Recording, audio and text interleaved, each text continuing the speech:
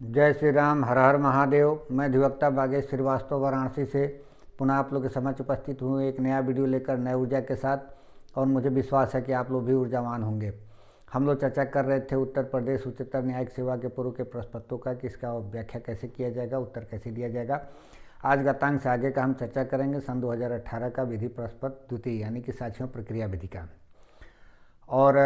विषय पे आने से पहले मेरा निवेदन है कि अभी तक मेरे इस चैनल को जिन व्यक्तियों द्वारा सब्सक्राइब नहीं किया गया है कृपया सब्सक्राइब जरूर कर लें, बेल आइकन पर क्लिक कर दें ताकि जब भी मैं कोई वीडियो अपलोड करूं तो इसकी सूचना आपको तुरंत मिल जाए। साथ में वीडियो पसंद आए तो लाइक भी करें, लोगों को भी शेयर करें और कमेंट भी करें यदि किसी प्रकार का सुझाव हो। साथ में ये भी मेरा निवेदन है कि कोई ज़रूरी नहीं है कि ये PCSJ वालों के लिए ज़रूरत नहीं पड़ेगी इसकी, क्योंकि जो इसके कंटेंट्स हैं प्रोसीजरल का वो सबके लिए वही है। तो इसमें जो क्वेश्चन पूछे जाते हैं आप सबको शेयर करिए ताकि इसके PCSJ वाले भी जो छात्र हैं या विद्यार्थी हैं वो भी इसका लाभ उठा सकें। आते हैं विषय पर। क्वेश्चन नंबर 1 ये है, ये ड्राफ्टिंग के लिए दिया हुआ है। फिर क्वेश्चन नंबर 1B ये भी ड्राफ्टिंग के लिए है और क्वेश्चन नंबर 1C ये भी ड्राफ्टिंग के लिए है। अब हम लोग आते हैं क्वेश्चन नंबर 2A पे। क्योंकि ड्राफ्टिंग के संबंध में मैंने पहले ही कह दिया है कि वो या तो बोर्ड पे मैं लिख करके बता सकता हूँ या कोई पास में बैठे तो मैं उसको बोलकर लिखवा सकता हूँ या स्वयं लिख सकता हूँ। इसमें व्याख्या नहीं संभव हो पाता है क्योंकि क्वेश्चन ही इतना लंबा होता है कि उसको पढ़कर फिर उसका आंसर दीजिए तो ये संभव नहीं होगा। क्वेश्चन नंबर 2 ये कह रहा है कि निम्नलिखित पर लघु टिप्पणी लिखिए। दंड प्रक्रिया संहिता 1973 की धारा 133 के अंतर्गत लोक अपदूषण न्यूसेंस से संबंधित विधि।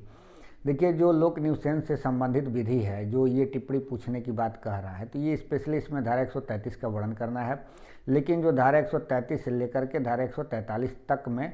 उसकी व्यवस्था दी गई है और प्रक्रिया भी दी गई है। स्पेशली धारा 133 ये कह रहा है कि कुछ मामलों में या तो जिला मजिस्ट्रेट या उपखंड मजिस्ट्रेट या राज्य सरकार द्वारा इस निमित्त सशक्त कोई विशेष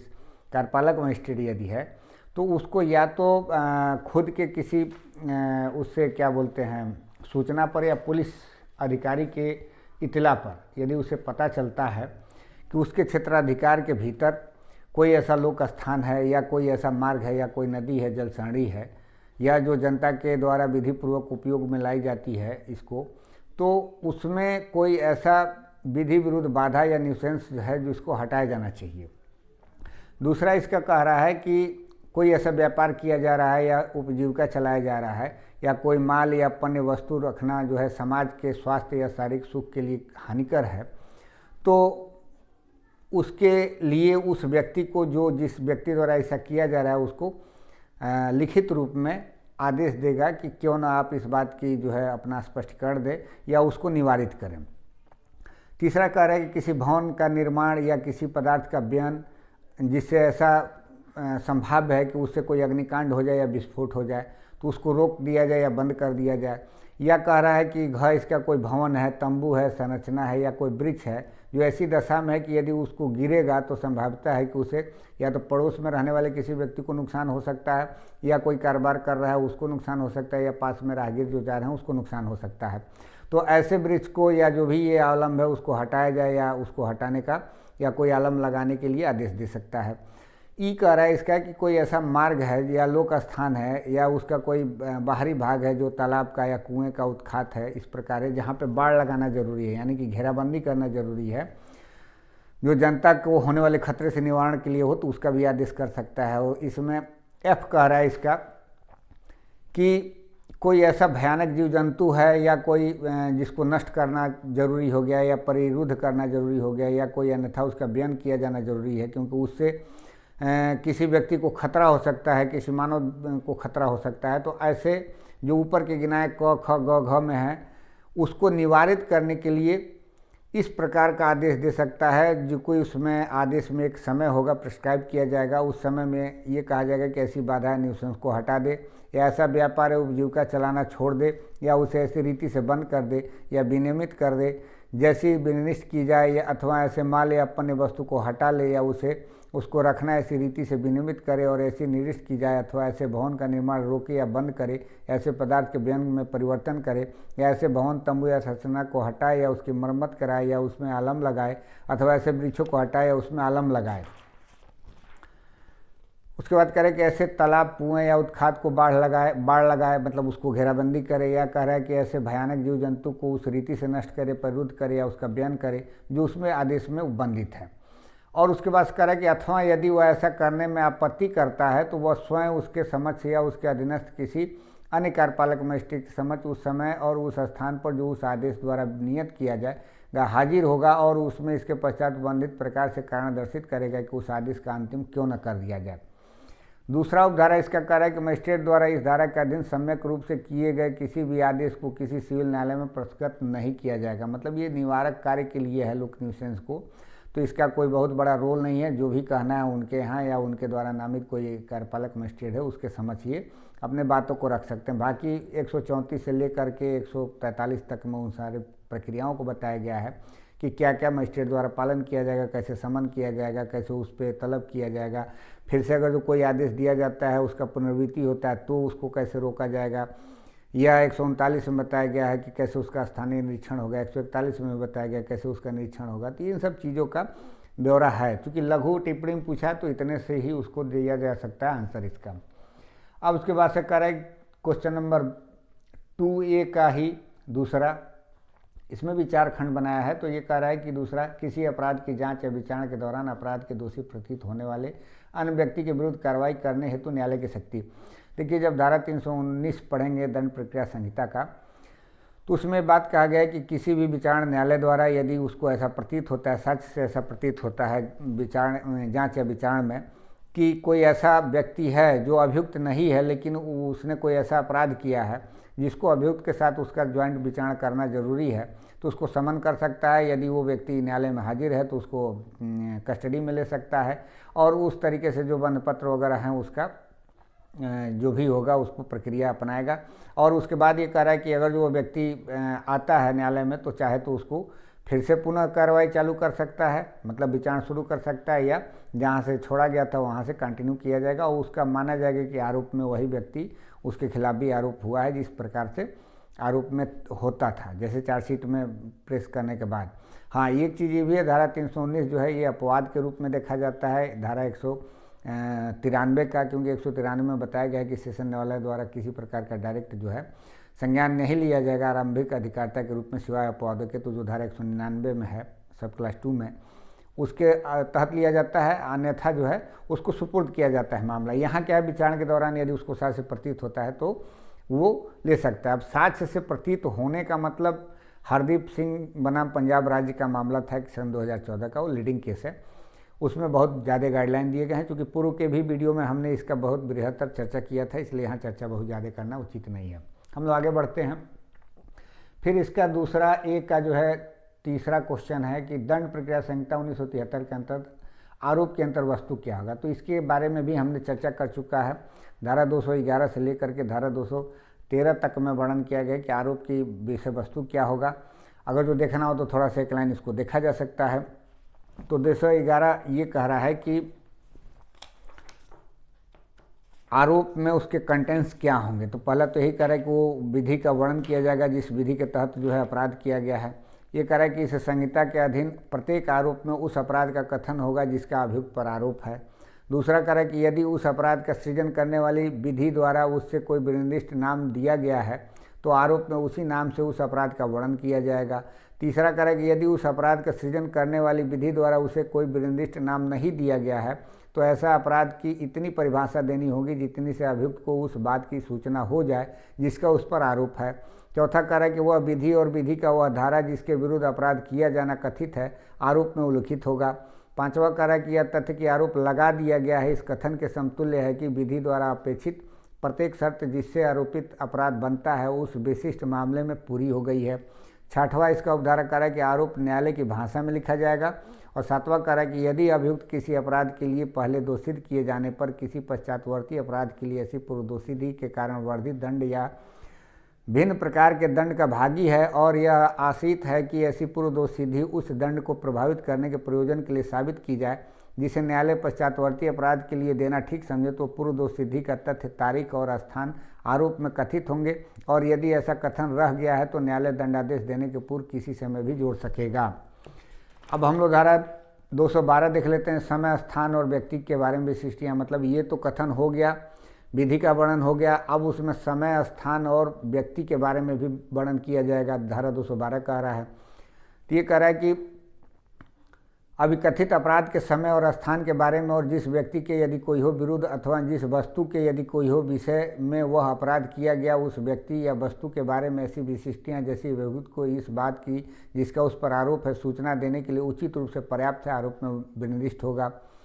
दूसरा उपधारा इसका कार्य है कि जब अभियुक्त पर आपराधिक न्यासभंग या बेईमानी से धन या अन्य जंगम संपत्ति के दुर्विनियोग का आरोप है, तब इतना ही पर्याप्त होगा कि विशिष्ट मदों का उसके विषय में अपराध किया जाना अभिकथित है या अपराध करने की ठीक ठीक तारीखों का विनिर्देश किए बिना यथास्थिति उस सकल राशि का विनिर्देश या उस जंगम संपत्ति का वर्णन कर दिया जाता है जिसके विषय में अपराध किया जाना अभिकथित है, और उन तारीखों का जिनके बीच में अपराध का किया जाना अभिकथित है विनिर्दिष्ट कर दिया जाता है। और ऐसे विरचित आरोप धारा 219 के अर्थ में एक ही अपराध का आरोप समझा जाएगा, परंतु ऐसी तारीखों में से पहली और अंतिम के बीच का समय 1 वर्ष से अधिक न होगा। अब वो अलग विषय धारा 219 में जो बात कहा गया, हमने अलग अलग वीडियो क्रिएट कर दिया है, उसको भी आप लोग देखिएगा। और धारा 213 कह रहा है कि कब अपराध किए जाने की रीति कथित की जानी चाहिए, मतलब उसका रीति कब वर्णन करना चाहिए। तो उसके लिए एक कंडीशन दिया कि जब मामला इस प्रकार का है कि धारा 211 और धारा 212 में वर्णित विशिष्टियाँ अभियुक्त को उस बात की जिसका उस पर आरोप है पर्याप्त सूचना नहीं देती, तब उस रीति की जिसमें अभिकथित अपराध किया गया ऐसी विशिष्टियाँ भी जैसी उस प्रयोजन के लिए पर्याप्त है, आरोप में अंतर्विष्ट होगी। और धारा 214 कह रहा है कि आरोप के शब्दों का वह अर्थ लिया जाएगा जो उस विधि में है जिसके अधीन वह अपराध दंडनीय है। प्रत्येक आरोप में अपराध का वर्णन करने में उपयोग में लाए गए शब्दों को उस अर्थ में उपयोग में लाया गया समझा जाएगा जो अर्थ उन्हें उस विधि द्वारा दिया गया है जिसके अधीन ऐसा अपराध दंडनीय है। अब जैसे है ना, धारा 302 आईपीसी का, उसमें कहा गया कि अपराधों के सिवाय, माने कि धारा 302 का अगर जो आरोप लगा है किसी के आईपीसी के तहत, तो ये माना जाएगा कि वो धारा 300 में जो अपवाद दिए गए हैं 5 है, उसके किसी भी अपवादों का अधीन नहीं आता है और कोई एक उसमें इसेंशियल विद्यमान है जिसके अंतर्गत वो आता है। तो इस तरीके से ये माना जाएगा, उसके समतुल्य हो जाएगा। तो यहाँ तक कर देंगे तो ये अपराध की जो आरोप की विषय वस्तु होती है, अंतर्वस्तु होती है, यही चीज़ है, इसका वर्णन किया जाता है। अब क्वेश्चन आता है इसका, इसी में क्वेश्चन नंबर 2A का चौथा है, विवेचनापूर्ण होने पर पुलिस अधिकारी की आख्या। देखिए ये धारा 173 पर आधारित है और 173 में ये कहा गया है कि जब कभी कोई इन्वेस्टिगेशन अधिकारी है, जो उपधारा 1 कहता है कि कोई इन्वेस्टिगेशन अधिकारी है किसी मामले का अपराध का, संज्ञेय अपराध का अगर जो अन्वेषण कर रहा है तो यथासंभव उसको अन्वेषण पूर्ण करेगा। लेकिन 1A जो है उसका धारा 173 का 1A जो है वो ये कहता है कि जहां मामला आईपीसी की धारा 376 का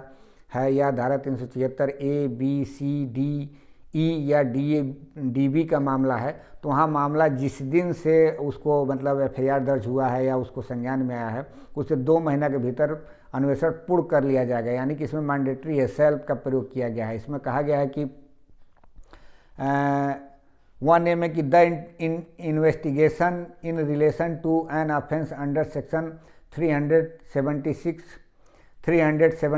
capital A, 376 capital AB, 376 capital B, 376 capital C, 376 D या 376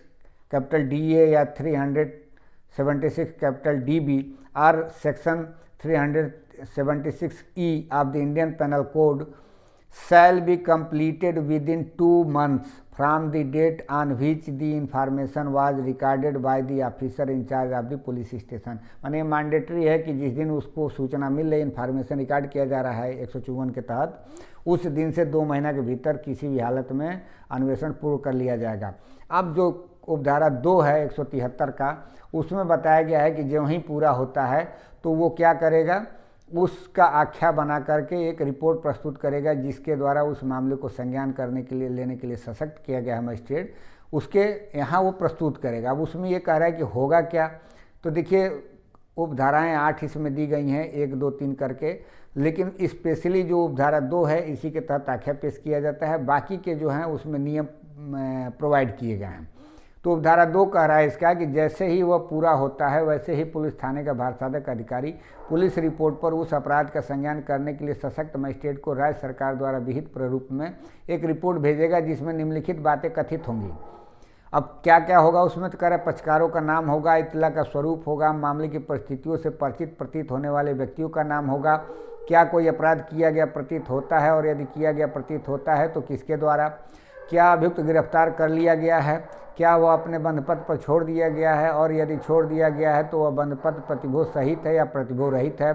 क्या वह धारा 170 के अधीन अभिरक्षा में भेजा जा चुका है। और उसके बाद से एफ कह रहा है इसका जो अमेंडमेंट के माध्यम से आया है ये सन 2009 में,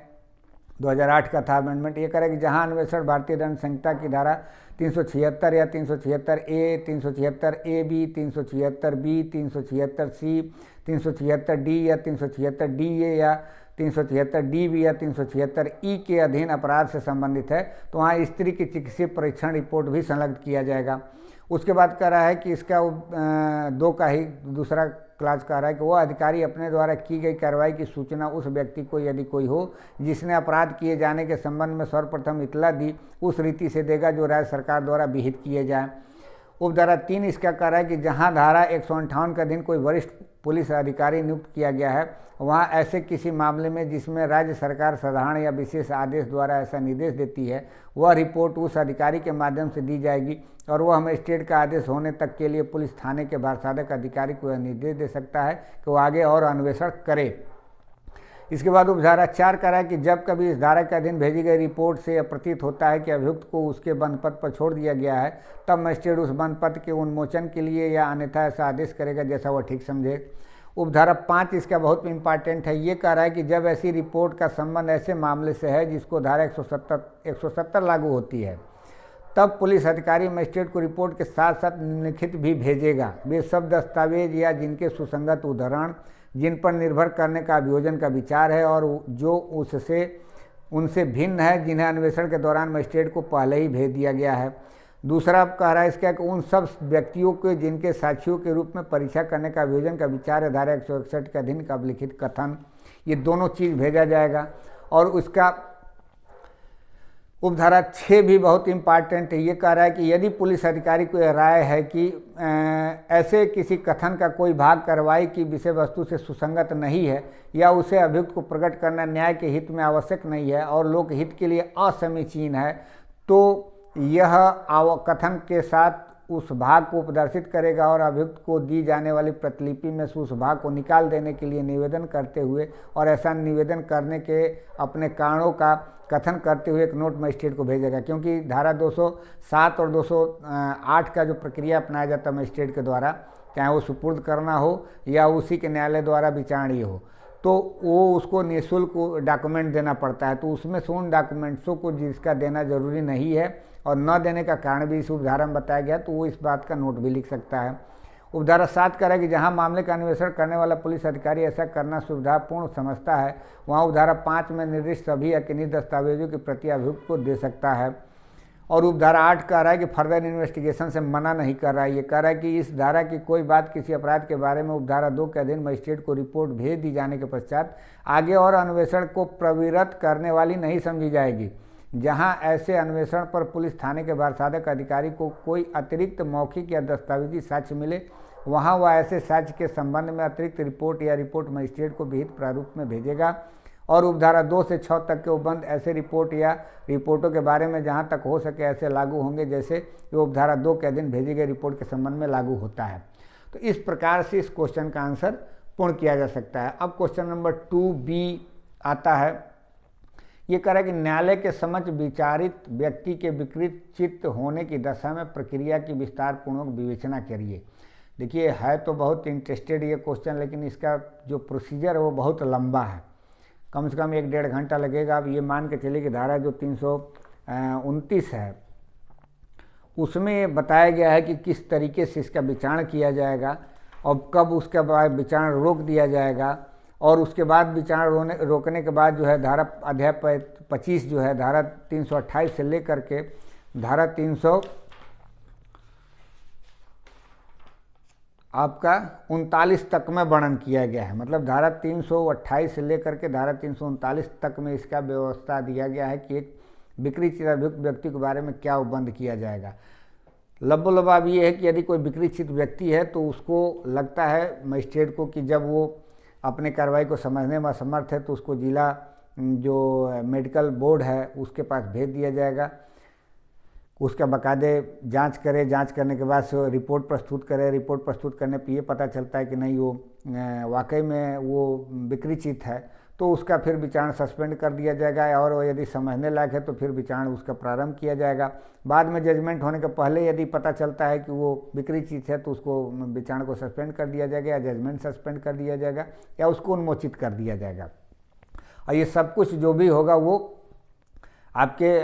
मेडिकल रिपोर्ट आने पर ही होंगे। तो इन सब चीज़ों की व्यवस्थाएं की गई हैं। इसमें 328 में खुद व्यक्ति के तरफ से भी व्यवस्था की गई है कि वो ऐसा कर सकता है, और 329 में बताया गया है कि न्यायालय द्वारा अगर जो उसको विचारण के दौरान प्रतीत होता है तो वो प्रक्रिया अपना सकता है। तो इसको देखिएगा आप लोग, धारा 329 से लेकर के धारा 328 से लेकर के 339 तक आप लोग बेयर में पढ़ लीजिएगा, क्योंकि पढ़ने वाला ही प्रोसीजर है, उसमें व्याख्या करने लायक नहीं है, बहुत ज़्यादा समय किल हो जाएगा।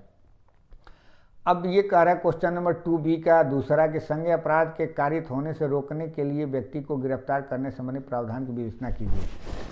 देखिए ये सीधे सीधे धारा 151 से संबंधित है। 151 में कहा गया कि जब किसी पुलिस अधिकारी को यदि उसके जुरिडिक्शन में पता चलता है कि कोई ऐसा व्यक्ति है जो कि कोई ऐसा संज्ञेय अपराध करने वाला है, और उसको तब तक गिरफ्तार जब तक नहीं किया जाएगा तब तक उसका निवारण होना संभव नहीं है, तो उस व्यक्ति को चाहे वारंट हो और चाहे न हो, वारंट के बिना भी उसको गिरफ्तार किया जा सकता है। और गिरफ्तार करने के बाद उसको जो भी होगा 24 घंटे के भीतर सक्षम मजिस्ट्रेट के समक्ष उसको पेश कर दिया जाएगा, और फिर वो जैसा अभी आदेश किया जाएगा मजिस्ट्रेट द्वारा उसके अधीन वो कार्रवाई को आगे मतलब प्रोसीड करेगा। अब उसके बाद से क्वेश्चन नंबर 2B जो है उसका तीसरा है क्वेश्चन नंबर कि फरार व्यक्ति की संपत्ति की कुर्की की प्रक्रिया क्या है। देखिए कुर्की की प्रक्रिया की जहाँ तक बात है तो धारा 83 पर डिपेंड करता है। 83 में ये कहा गया, देखिए 4 तरह की जो प्रक्रियाएं हैं जिसमें एक व्यक्ति को या अभियुक्त को कंपेल किया जाता है न्यायालय में हाजिर होने के लिए। पहला समन है, दूसरा है वारंट। वारंट पर नहीं आता तो उद्घोषणा जारी किया जाता है, और उसके बाद भी नहीं आता है तब उसके खिलाफ जो है कुर्की की जाती है। अब कुर्की का जो धारा 83 में व्यवस्था दिया गया उसमें ये कहा गया है कि जब कोई व्यक्ति वारंट का निष्पादन करने से अपने आप को निवारित करता है या पालन नहीं करता है तो उसके खिलाफ जो है मतलब उद्घोषणा जारी किया गया है जो धारा 82 में। उसके पश्चात कभी भी उसके संपत्ति को कुर्क किया जा सकता है, लेकिन उसमें कुछ कंडीशन में दिया गया है कि यदि धारा 82 के उद्घोषणा है उसके पश्चात या उसके साथ साथ कब कुर्क किया जाएगा, तो या तो अपने वो संपत्ति का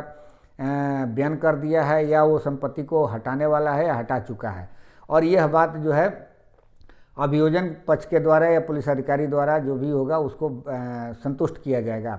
न्यायालय को, तब उसके बाद वो क्या करेगा कि कुर्की का आदेश करेगा। अब कुर्की भी 2 तरीके से उसका जो है कंप्लायंस किया जाएगा। उसमें कह रहा है कि कोई धन संबंधी या ऋण है या कोई जंगम संपत्ति है तो उसके मामले में कह रहा है कि उसको अभिगृहित करके किया जाएगा, और क्या नाम है कि रिसीवर की नियुक्ति करके किया जाएगा, या उसी को आदेश दे दिया जाएगा कि किसी को वो दूसरे को जो है हैंडओवर ना करे। इस प्रकार के या उसमें से किसी एक तरीके से या कई तरीके से उसका कुर्की किया जा सकता है। दूसरा कह रहा है कि या तो अस्थावर संपत्ति है तो उसका क्या होगा, तो कह रहा है कि कब्जा लेकर के किया जाएगा, रिसीवर की नियुक्ति करके किया जाएगा, या उसी को ऐसा आदेश किया जाएगा कि वो किसी व्यक्ति को वो ना करे, क्या बोलते हैं, उसको प्रदत्त न करे या इसका बयान न करे, इस प्रकार का आदेश करके, या इनमें से एक या किसी एक से अधिक के प्रक्रिया द्वारा उसका किया जा सकता है। और यदि वह अस्थावर संपत्ति राजस्व का देनदारी है, मतलब राजस्व उससे कोई होता है जिससे राज्य को दिया जाता है उस संपत्ति से, अस्थावर संपत्ति से, तो उस एरिया के कलेक्टर के माध्यम से किया जाएगा। और यदि वह संपत्ति किसी दूसरे के जुरिडिक्शन में है, मतलब उसके जहाँ जिस न्यायालय द्वारा कुर्की का आदेश दिया गया है उसके जुरिडिक्शन के बाहर का है, तो जिसके न्यायालय में वो संपत्ति स्थित है वहाँ के डीएम के द्वारा जब तक इंडोर्स नहीं किया जाएगा, प्रस्तावित नहीं किया जाएगा, तब तक उसकी कुर्की नहीं की जाएगी। तो इस प्रकार से वहाँ प्राविधान है, इसको देख लीजिएगा आप लोग। हमने वीडियो भी बनाया है इस विषय पर। अब क्वेश्चन नंबर 3 का 1 है, सिविल वादों में संधि पत्र का विस्तार क्या है। क्या संधि पत्र में ऐसी संपत्ति सम्मिलित की जा सकती है जो वाद की विषय वस्तु नहीं है। संधि पत्र के मामले में विबंध का सिद्धांत कहाँ तक लागू होता है, वर्णन कीजिए। देखिए, ये आदेश 23 नियम 3 पर आधारित है और थोड़ा सा ये लंबा हो जाएगा वीडियो। हम चाहेंगे कि इसका वर्णन जो है दूसरे जब वीडियो को मैं बनाऊंगा उसमें करूंगा। और हमने जो भी बातें कही है, जिन जिन बेयर एक्ट का मैंने हवाला दिया है, जिन जिन धाराओं का हवाला दिया है, आप लोग उसको ज़रूर पढ़िएगा। मुझे विश्वास है कि मेरी बात आप लोग को समझ में आई होंगी। और इसमें जो कुछ भी प्रोविज़न था केस लॉ की, इसमें बहुत ज़रूरत नहीं थी, सिवाय जो धारा 319 में दिया गया है। उसके अलावा किसी केस लॉ की ज़रूरत नहीं। अगर बेयर प्रोविज़न भी आप लोग लिख देते हैं तो ये पूर्ण हो जाएगा। तो हमें इजाज़त दीजिए, मिलते हैं अगले वीडियो में नए ऊर्जा के साथ। धन्यवाद।